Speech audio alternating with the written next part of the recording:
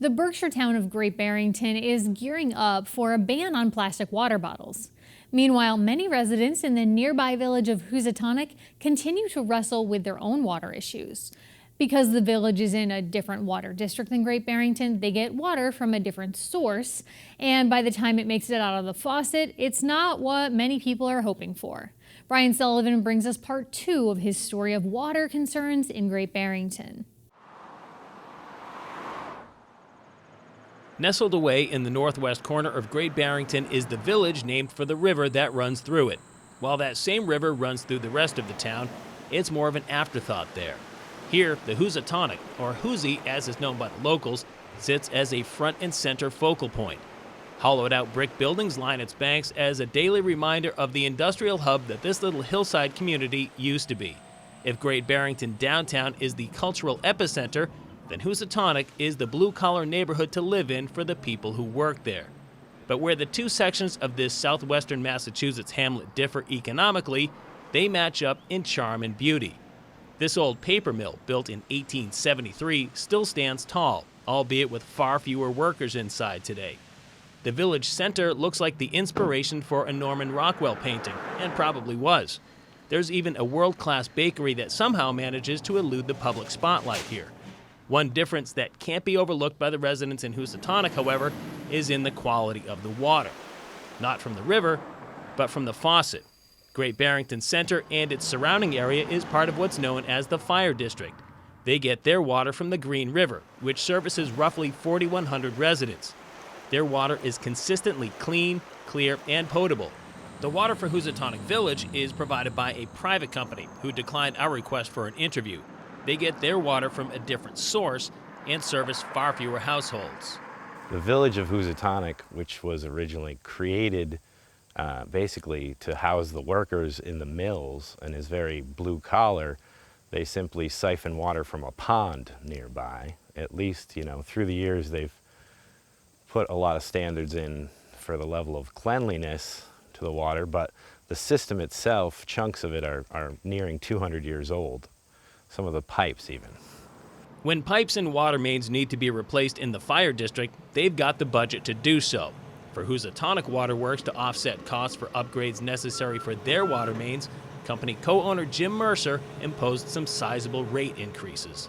The first time Mr. Mercer went to try to get the increases, they said, you have to at least upgrade this many things.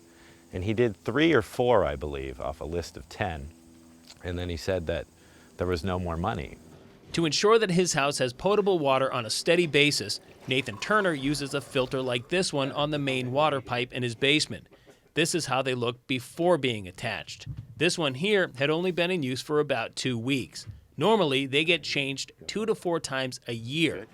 There has been one recent upgrade to the water main by the store in the village center, but just on the other side of the bridge are many of the original water main pipes, which are over 140 years old.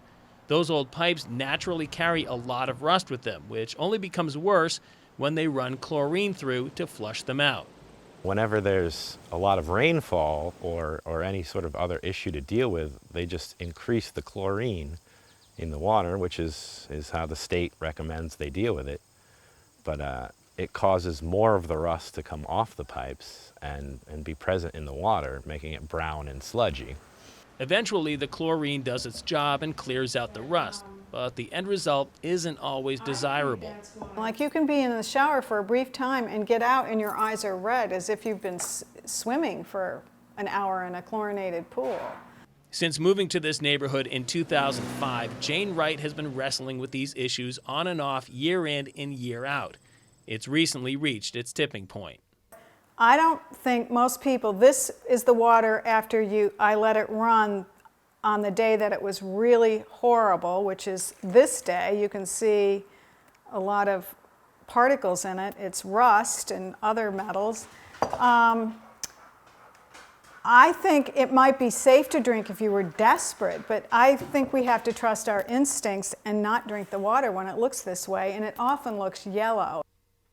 As of August 10, 2018, the Massachusetts Department of Environmental Protection intervened and issued a unilateral administrative order to Housatonic Waterworks for them to comply or face penalties.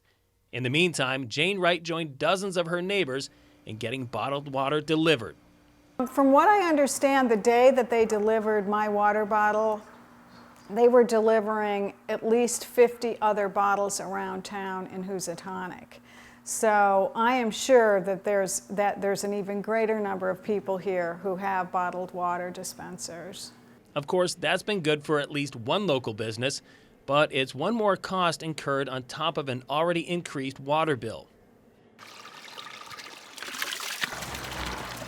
One cost-cutting measure for the people of Housatonic who now have water dispensers in their houses would be to come to a freshwater spring like this one here off of Route 20 in the town of Beckett. But as scenic as the drive is to get here, it's still at least a half-hour trip one way. And while that might be okay for some, the folks in the village are likely hoping for a more practical solution.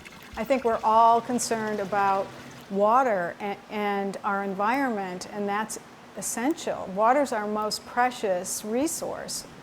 So I think that's where I am. I want to see something positive come out of this. We've all complained for years to each other, to the water company, to the town who really had no jurisdiction over the water company, to the health department. They've all been very helpful, but I think we have to come up with a long-term solution.